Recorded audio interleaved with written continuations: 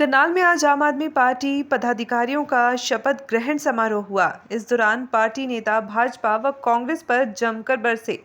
कार्यक्रम के बाद पत्रकारों से बातचीत में राष्ट्रीय संगठन महामंत्री डॉक्टर संदीप पाठक किसानों से लेकर बिजली तक के मुद्दे पर खट्टर सरकार को घेरते रहे, लेकिन जैसे ही उनसे सतलुज यमुना लिंक का सवाल किया तो वह कन्नी काटते नजर आए। बाद में उन्होंने स्थिति को संभालते हुए कहा कि इस तरह के मसले पर राजनीति नहीं होनी चाहिए। जिस दिन हरियाणा में आपकी सरकार आएगी उसी दिन एसवाईएल के मामले का भी समाधान निकाल लिया जाएगा, लेकिन यह समाधान होगा क्या, इसका खुलासा उन्होंने नहीं किया। संदीप पाठक ने कहा कि इस वक्त हरियाणा के किसानों को पर्याप्त मात्रा में बिजली नहीं मिल रही है, अस्पतालों में डॉक्टर नहीं है, आम आदमी को यहाँ भारी दिक्कतों का सामना करना पड़ रहा है। आम आदमी पार्टी यहाँ के लोगों की दिक्कतों का समाधान करेगी। उन्होंने भाजपा व कांग्रेस पर जमकर निशाना साधा। इससे पहले शपथ ग्रहण समारोह में उन्होंने कार्यकर्ताओं का आह्वान किया कि वह पार्टी के लिए जोरदार तरीके से काम करें, जिससे प्रदेश में आम आदमी पार्टी की सरकार बने। उन्होंने दिल्ली और पंजाब मॉडल का जिक्र करते हुए कहा कि हरियाणा में भी इसी तरह के मॉडल की जरूरत है। क्योंकि यहाँ पे आज जिसको भी जो हमें पोस्ट मिला है तो उसके लिए शपथ ग्रहण करने के लिए हम सब लोग यहाँ पर हैं। आपका शुभ नाम क्या है, कहाँ से आप आए हैं और आपको क्या पद दिया गया है आम आदमी पार्टी में? जी, मेरा नाम वंदना शर्मा है। मैं हरियाणा से हूँ, मैं करनाल से हूँ। अभी मैं करनाल में ही हूँ और जो मुझे जो पद दिया गया है वो स्टेट सेक्रेटरी का दिया गया है। मैम, किस तरीके से बॉलीवुड से लेकर आप राजनीति में अपना कदम रख रहे हैं, तो किस तरीके से बैलेंस रखेंगे और यहाँ के लिए काम करेंगे?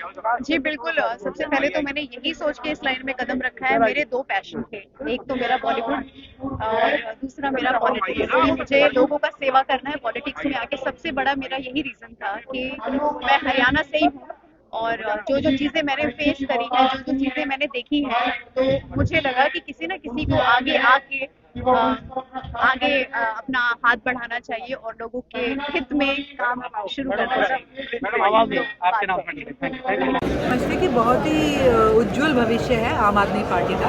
आम आदमी पार्टी किसी पुराने धड़े की राजनीति तो कर नहीं रही है। एक पॉलिटिकल स्टार्टअप के रूप में 10 साल के अंदर जीरो से स्टार्ट होने वाली देश की एकमात्र पार्टी है। आज देश में 6 राष्ट्रीय पार्टियां हैं, उनमें से एक आम आदमी पार्टी है और हर रोज़ ये बढ़त जो है गेन कर रही है। अभी आपने देखा 100 से ऊपर निकाय के अंदर आम आदमी पार्टी के प्रत्याशी जो है जीत दर्ज करके आए हैं और अब आगामी इस साल के चुनाव में और अगले चुनाव में आम आदमी पार्टी देश में लोगों की आवाज़ और एक विकल्प बन के उभरी। लोकतंत्र में नींव किसी की नहीं होती, लोकतंत्र में सिर्फ लोकतंत्र की नींव होती है और दुख की बात है आज भाजपा उस नींव को हिला रही है। अगर हिलाएगी तो ये दीवार भाजपा के ऊपर ही गिरेगी।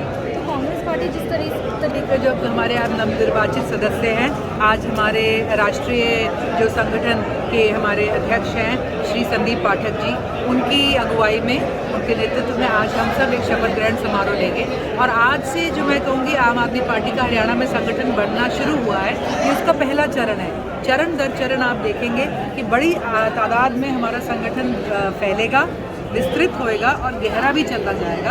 अब इसके बाद हम शहरों में, विधानसभाओं में, ब्लॉक्स में, गाँव में और बूथ तक का संगठन बनाते जाएंगे। लेकिन मुफ्त की रेवड़ियाँ तो अगर आज आप देखें भाजपा कितनी बांट रही है। मुफ्त की रेवड़ियाँ यूपी में चुनाव जीतने के लिए किस तरह से पीडीएस के तहत दुगना राशन हर व्यक्ति को यूपी के अंदर दिया गया। मुफ्त की रेवड़ी कुछ नहीं है। आज आम हिंदुस्तानी 30 से 35% जो है टैक्स दे रहा है डायरेक्ट।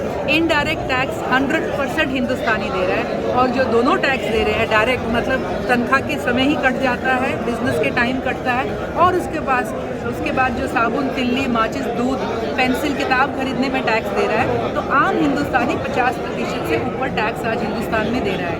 इसके बदले में सरकार ने देना क्या होता है? सड़क देनी होती है, बिजली देनी होती है, इलाज देना होता है, सरकारी स्कूल में शिक्षा देनी होती है।